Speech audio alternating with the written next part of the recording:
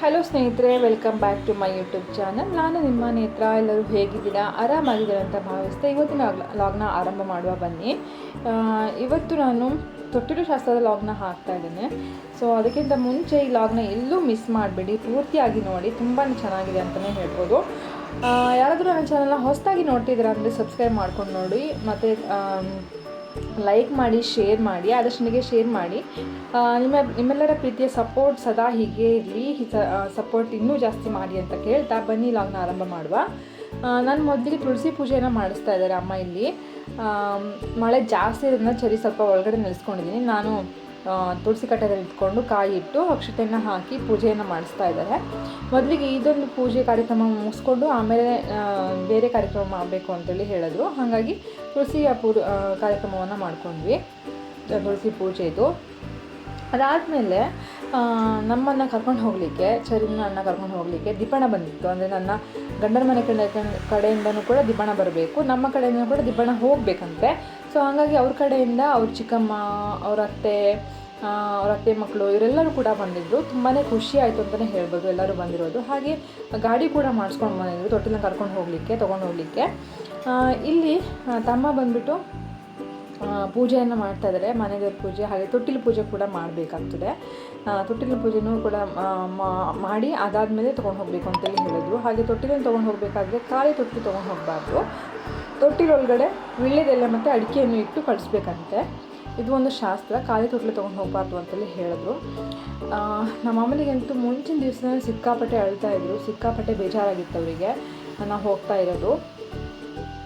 ಚರಿನ ಬಿಟ್ಟಿದ್ರೆ ಸುಮ್ಮನೆ ಕಷ್ಟ ಆಗುತ್ತೆ ಅವರಿಗೆ, ಯಾಕಂದರೆ ಸಣ್ಣ ಪಾಪು ಇರೋದ್ರಿಂದ ಇಷ್ಟು ದೊಡ್ಡ ಥರ ಮಾಡಿದ್ದಾರೆ. ಸೊ ಈಗ ಹೋಗೋದು ಅಂದರೆ ಬೇಜಾರಲ್ವ. ಹಾಗಾಗಿ ಹಾಗೆಯೇ ಊಟದ ವ್ಯವಸ್ಥೆನೂ ಕೂಡ ಮಾಡಿದರು. ಊಟಕ್ಕೂ ಕೂಡ ರುಚಿಯಾದ ಅಡುಗೆ ಮಾಡಿದರು ಅಂತಲೇ ಹೇಳ್ಬೋದು. ಊಟ ತಾಂಬೂಲ ಎಲ್ಲದೂ ಆಗಿದ್ಮೇಲೆ ಮತ್ತು ಶಾಸ್ತ್ರಗಳು, ಪದ್ಧತಿಗಳು ಇವೆಲ್ಲ ಇರ್ತಾವಲ್ಲ. ಹಾಗಾಗಿ ನಾನು ಹಾಕಿರುವಂಥ ಸಾರಿ ಸ್ನೇಹಿತರೆ ತೊಟ್ಟಿಲು ಶಾಸ್ತ್ರಕ್ಕೆ ಅಂತಲೇ ನನ್ನ ತಮ್ಮ ತಂದಿರುವಂಥದ್ದು. ತುಂಬ ಬ್ಯೂಟಿಫುಲ್ ಆಗಿತ್ತು ಅಂತಲೇ ಹೇಳ್ಬೋದು ಆ ಸಾರಿ ಅಂತೂ. ನನಗೂ ಸಿಕ್ಕಾಪಟ್ಟೆ ಎಷ್ಟಾಯಿತು, ಚೆನ್ನಾಗಿ ಕಾಣಿಸ್ತಾ ಇತ್ತು ನನಗೆ. ನಿಮ್ಗೆ ಹೇಗಾಯಿತು ಅಂತ ಕಮೆಂಟ್ ಮಾಡಿ. ಹಾಗೆಯೇ ಇಲ್ಲಿ ಗಣೇಶ್ ಮತ್ತು ಸಂಗೀತ, ನನ್ನ ಚಿಕ್ಕಮ್ಮನ ಮಗಳು ಬಿಂದು, ಸೊ ಅವರು ಸೇರಿಕೊಂಡು ಡೆಕೋರೇಷನ್ ಮಾಡ್ತಾಯಿದ್ದಾರೆ. ನನ್ನ ತೊಟ್ಲಿಗೆ ಸಣ್ಣದಾಗಿ ಏನಾದರೂ ಅಲಂಕಾರ ಮಾಡುವ ಅಂಥೇಳಿ ಸ್ವಲ್ಪ ಬಲೂನ್ನ ತೊಗೊಂಡು ಬಂದು ಅಲಂಕಾರವನ್ನು ಮಾಡ್ತಾಯಿದ್ದಾರೆ. ಸೊ ಪ್ಲೇನ್ ತೊಟ್ಲು ತೊಗೊಂಡು ಹೋಗೋದು ಬೇಡ ಅಂಥೇಳಿ ಅವರು ಅಂದ್ಕೊಂಡು ಅಲಂಕಾರವನ್ನು ಮಾಡ್ತಾಯಿದ್ದಾರೆ ಅಂತಲೇ ಹೇಳ್ಬೋದು. ಹೀಗೆ ಸ್ವಲ್ಪ ಬೇಜಾರ ಸಂಗತಿನೂ ಹೌದು, ಖುಷಿಯಾದ ಸಂಗತಿನೂ ಹೇಳೋದು. ಯಾಕಂದರೆ ಮನೆಗೆ ಹೋಗ್ತಾ ಇದ್ದೀವಿ ಅನ್ನೋ ಖುಷಿ ಬೇರೆ, ಇಲ್ಲಿ ಅಮ್ಮನ ಮನೆಯಿಂದ ಹೋಗ್ತಿದ್ದೀವಿ ಅನ್ನೋ ಬೇಜಾರು ಬೇರೆ. ತುಂಬಾ ಬೇಜಾರಾಗ್ತಾಯಿತ್ತು ಬಿಟ್ಟು ಹೋಗಲಿಕ್ಕೆ. ಯಾಕೆಂದರೆ ಅಮ್ಮನ ಮನೇಲಿ ಇರೋ ಕಂಫರ್ಟೇಬಲ್ಲೇ ಬೇರೆ, ಗಂಡನ ಮನೆ ಹೋಗಿದ ತಕ್ಷಣ ಇರುವಂತಹ ರೀತಿಯೇ ಬೇರೆ ಆಗಿಬಿಡ್ತದೆ. ಹಾಗಾಗಿ ಅಮ್ಮ ಸಿಕ್ಕಾಪಟ್ಟೆ ಬೇಜಾರು ಮಾಡ್ಕೊಂಡಿದ್ರು ನಮ್ಮನ್ನು ಕಳಿಸ್ಲಿಕ್ಕೆ. ಅವ್ರಿಗೆ ಎಷ್ಟು ಕಷ್ಟ ಅಂದರೆ ನಿಜವಾಗ್ಲೂ ಬೇಜಾರಾಗ್ತದೆ. ಹೆಣ್ಣಾಗಿ ಹುಟ್ಟಿದ್ದಕ್ಕೆ ಒಂಥರ ಖುಷಿ ಆದರೆ ಇನ್ನೊಂದು ಕಡೆ ಬೇಜಾರು. ಮದುವೆ ಮಾಡಿ ಕೊಡಬೇಕಾದ್ರೆ ಅಪ್ಪ ಅಮ್ಮನ ಮತ್ತೆ ಬಿಟ್ಟು ಹೋಗಬೇಕು. ಈಗ ಪಾಪು ಆಗಿದ ತಕ್ಷಣ ಅವ್ರನ್ನೆಲ್ಲ ದೊಡ್ಡವ್ರು ಮಾಡಿ, ಅವ್ರನ್ನೆಲ್ಲ ಬೆಚ್ಚಗೆ ಮಾಡಿ, ಅವ್ರನ್ನೆಲ್ಲ ಒಂದು ಏನು ಹೇಳ್ತೀವಿ ಒಂದು ಮಟ್ಟಕ್ಕೆ ತಂದಾದ್ಮೇಲೆ ಮತ್ತೆ ಕಳಿಸ್ಕೊಡ್ಬೇಕು. ಎಷ್ಟು ಬೇಜಾರಾಗ್ತದಲ್ವ ಅಪ್ಪ ಅಮ್ಮನಿಗಂತೂ. ನಿಜವಾಗ್ಲೂ ಸಿಕ್ಕಾಪಟ್ಟೆ ಬೇಜಾರು ಮಾಡ್ಕೊಂಡಿದ್ರು ಅಂತಲೇ ಹೇಳ್ಬೋದು. ಅದಾಗಿದ ಮೇಲೆ ನನಗೆ ಮಡ್ಲು ತುಂಬುವ ಶಾಸ್ತ್ರವನ್ನು ಮಾಡ್ತಾರೆ. ಮಡ್ಲಕ್ಕಿಯನ್ನು ಹಾಕಿ ಆರತಿಯನ್ನು ಮಾಡ್ತಾರೆ ನಮಗೆ. ಈ ಮಡ್ಲಕ್ಕಿಯನ್ನು ನಾನು ಗಂಡನ ಮನೆಗೆ ತೊಗೊಂಡು ಹೋಗಬೇಕು ಅಂತ ಹೇಳಿದ್ರು. ಪ್ರತಿ ಸತಿ ಮಡ್ಲು ತುಂಬಿಸ್ಬೇಕಾದ್ರೆ, ಆರತಿ ಮಾಡಬೇಕಾದ್ರೆ ನಾನು ಮತ್ತು ನನ್ನ ಹಸ್ಬೆಂಡ್ ಮಾತಾಡ್ತಾ ಇದ್ವಿ. ಈ ವರ್ಷ ನಾನು ಚರಿನ ಮಳ್ಳಲ್ಲಿ ಇಟ್ಕೊಂಡಿದ್ದೀನಿ. ತುಂಬಾ ಖುಷಿ ಆಗ್ತಾ ಉಂಟು ಈ ಒಂದು ಸಂಭ್ರಮಕ್ಕೆ, ಈ ಒಂದು ಏನು ಹೇಳ್ತೀವಿ ಗಳಿಗೆಗೆ ಅಂತಲೇ ಹೇಳ್ಬೋದು. ತುಂಬಾ ಖುಷಿ ಆಯಿತು. ಅಮ್ಮ ಅಂತೂ ಮಡ್ಲಿಗೆ ಅಕ್ಕಿ ಹಾಕಬೇಕಾದ್ರೆ ಸಿಕ್ಕಾಪಟ್ಟೆ ಅಳ್ತಾಯಿದ್ರು. ನನಗೂ ಅಳು ಬಂತು. ಸೊ ಅವ್ರನ್ನ ನೋಡಿ ನಾನು ಕೂಡ ಸ್ವಲ್ಪ ಎಮೋಷ್ನಲ್ ಆದೆ ಅಂತಲೇ ಹೇಳ್ಬೋದು.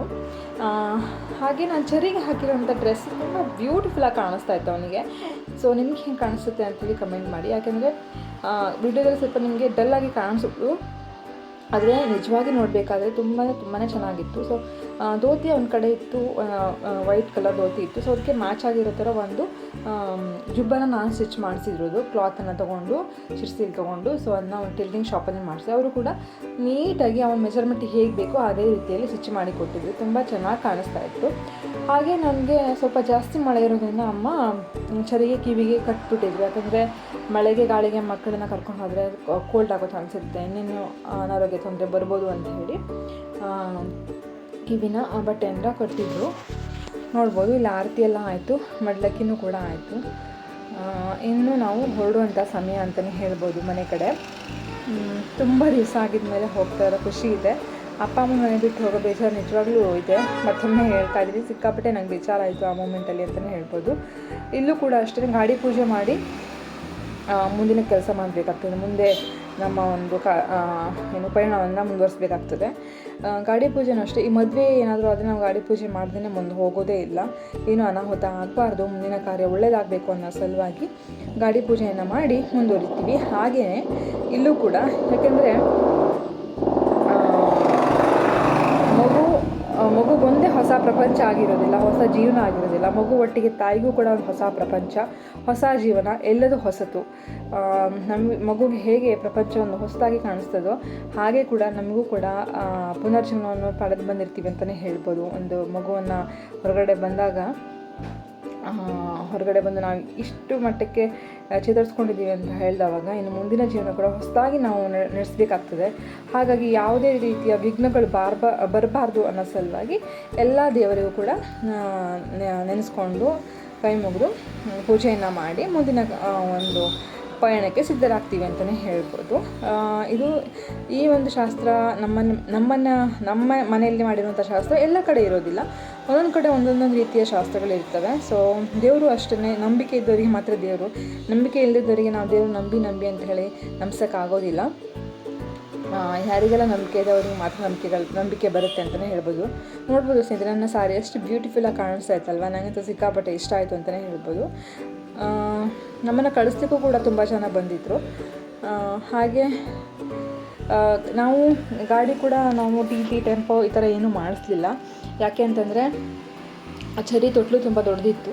ಆ ತೊಟ್ಟಿಲನ್ನು ಎಲ್ಲ ಬಿಚ್ಕೊಂಡು ಪ್ಯಾಕ್ ಮಾಡಿ ತೊಗೊಂಡು ಹೋಗ್ಲಿಕ್ಕೆ ಬರೋದಿಲ್ಲ. ಒಂದ್ಸತಿ ಫಿಟ್ ಮಾಡಿದ್ಮೇಲೆ ಮತ್ತೆ ಬಿಚ್ಚಲಿಕ್ಕೆ ಬರೋದಿಲ್ಲ ಅಂತೇಳಿ ಹೇಳಿದ್ರು. ಹಾಗಾಗಿ ಫಿಟ್ ಮಾಡಿಕೊಂಡೇ ತೊಟ್ಟಿಲ ಹಾಕೋದಕ್ಕೋಸ್ಕರ ಆ ಗಾಡಿಯನ್ನು ಮಾಡಿಸಿರುವಂಥದ್ದು. ಮತ್ತು ತುಂಬ ನನ್ನ ಲಗೇಜ್ಗಳಿತ್ತು ಅಂತಲೇ ಹೇಳ್ಬೋದು. ಚೆರಿ ಲಗೇಜು ನಂದು ಮತ್ತು ಎಕ್ಸ್ಟ್ರಾ ಇದು ಕೊಟ್ಟಿರುವಂಥದ್ದು ಎಲ್ಲದೂ ಇತ್ತಲ್ವ. ಹಾಗಾಗಿ ಮಳೆ ಅಂತೂ ಸಿಕ್ಕಾಪಟ್ಟೆ ಇತ್ತು ಸ್ನೇಹಿತರೆ. ನಮ್ಮ ಕಾರಲ್ಲಿ ಒಂದು ಸ್ವಲ್ಪ ಚೆನ್ನಾಗಿ ಬಂದ್ವಿ. ಅದಾದಮೇಲೆ ಮತ್ತೊಂದು ಎಕ್ಸ್ಟ್ರಾ ಗಾಡಿ ಮಾಡಿದ್ವಲ್ಲ, ಆ ಗಾಡಿಲಿ ಕೂಡ ಬಂದ್ವಿ. ಫೈನಲಿ ಇವಾಗ ನಾವು ನಮ್ಮ ಮನೆಗೆ ಬಂದ್ವಿ ಅಂತಲೇ ಹೇಳ್ಬೋದು. ಚರಿ ಮನೆಗೆ ಫಸ್ಟ್ ಟೈಮ್ ಬರ್ತಾ ಇರುವಂಥದ್ದು. ಫುಲ್ ನಿದ್ರೆ ಇಲ್ಲದೆ, ನಾನು ಕೂಡ ಎಬ್ಸಿರಲಿಲ್ಲ. ಯಾಕಂದರೆ ಆರಾಮಾಗಿ ಮಲ್ಕೊಳ್ಳಿ, ಮತ್ತು ಅಲ್ಲಿ ಹೋಗಿದ ತಕ್ಷಣ ಗಿಜಿಯಾಗಿ ಎದ್ದೇಳ್ತಾರೆ, ನಿದ್ದೆ ಮಾಡೋಕ್ಕಾಗೋದಿಲ್ಲ ಅನ್ನೋ ಸಲುವಾಗಿ ಮಲಗಿರಲಿ ಅಂತೇಳಿ ಎಬ್ಸಿರಲಿಲ್ಲ ನಾನು. ನೋಡ್ಬೋದು ಫೈನಲಿ ನಾವು ಮನೆಗೆ ಬಂದ್ವಿ. ಈ ಖುಷಿನೇ ಬೇರೆ. ಅಲ್ಲಿಂದ ಹೊರಡುವಾಗ ಬೇಜಾರಿತ್ತು, ಇಲ್ಲಿ ಬಂದ ತಕ್ಷಣ ಮತ್ತೆ ಖುಷಿ ಆಯಿತು ಅಂತಲೇ ಹೇಳ್ಬೋದು. ನಮ್ಮ ಮನೆಗೆ ಬಂದು ನನ್ನ ಮಗನ ಜೊತೆ ಬರ್ತಾ ಇದ್ದೀನಿ ಅನ್ನೋ ಖುಷಿ ಬೇರೆ ನನಗೆ. ಅತ್ತೆಗೂ ಅಷ್ಟೇ, ಸೊಸೆ ಮೊಮ್ಮಗು ಎಲ್ಲ ಬಂತು ಅನ್ನೋ ಒಂದು ಖುಷಿ ಸಂಭ್ರಮದಲ್ಲಿ ಏನು ಮಾಡ್ತಾಯಿದ್ರು ಅಂತಲೇ ಗೊತ್ತಾಗಲ್ಲ, ಅಷ್ಟು ಖುಷಿ ಪಟ್ಟಿದ್ರು ಅವರು ಕೂಡ. ನನ್ನ ಹಸ್ಬೆಂಡ್ ಬೇಸಲ್ಲಂತೂ ನೀವು ನೋಡಿದ್ರೆ ಗೊತ್ತಾಗುತ್ತೆ ಎಷ್ಟು ಖುಷಿಯಲ್ಲಿದ್ದಾರೆ ಅವರು ಅಂಥೇಳಿ. ಇಲ್ಲಿ ನೋಡ್ಬೋದು ದಿಬ್ಬಣದ ಜೊತೆಗೆ ಬಂದಿರುವಂಥವ್ರು ಎಲ್ಲರೂ ಕೂಡ ಬರ್ತಾರೆ ನಮ್ಮ ಮನೆಗೆ. ಇದು ನಮ್ಮ ಕಡೆಯಿಂದ ಬಂದಿರುತ್ತೆ ದಿಬ್ಬಣ. ಚರಿಗೆ ಅಂತಲೇ ಅಮ್ಮ ಒಂದು ತೆಂಗಿನ ಸಸಿ ಕೂಡ ಕೊಟ್ಟಿದ್ರು. ಸೊ ಅವನ ಹೆಸರಲ್ಲೇ ನೆಡಬೇಕು ಇದನ್ನು ಅಂಥೇಳಿ ಒಂದು ತೆಂಗಿನ ಸಸಿನ ಕೂಡ ಕೊಟ್ಟಿದ್ರು. ಹಾಗೆಯೇ ತೊಟ್ಟಿಲನ್ನು ಸೋದರ ಮಾವ ತೊಗೊಂಡು ಬರಬೇಕು, ಸೋದರ ಮಾವನ ಹೊರತು ಬೇರೆ ಯಾರು ತರಬಾರ್ದು ಅಂತೇಳಿ ಹೇಳಿದ್ರು. ಹಾಗಾಗಿ ನನ್ನ ತಮ್ಮನೇ ಈ ತೊಟ್ಟಿಲನ್ನು ತೊಗೊಂಡು ಬರ್ತಾರೆ. ಸೊ ತೊಗೊಂಡು ಬಂದಾಗ ಕೂಡ ಹಾಗೆ ಡೈರೆಕ್ಟಾಗಿ ಒಳಗೆ ತರಬಾರ್ದಂತೆ.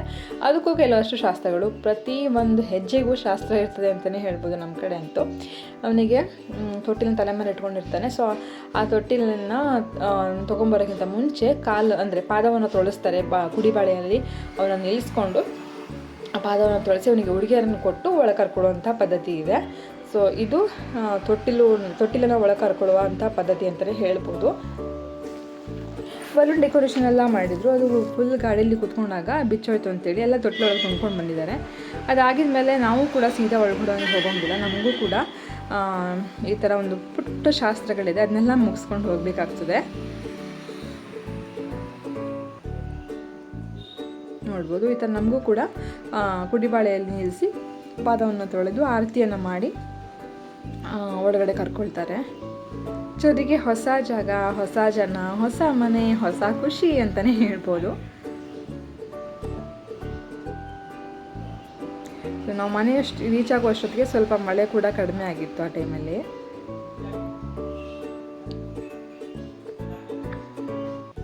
ಅಂದರೆ ಯಾವುದೇ ರೀತಿಯ ಹೊರಗಡೆಯಿಂದ ಬಂದಿರ್ತೀವಲ್ಲ ಯಾವುದೇ ರೀತಿಯ ದೃಷ್ಟಿ ಆಗಬಾರ್ದು ಅನ್ನೋ ಸಲುವಾಗಿ ಒಂದು ಆರತಿಯನ್ನು ಮಾಡ್ತಾರೆ.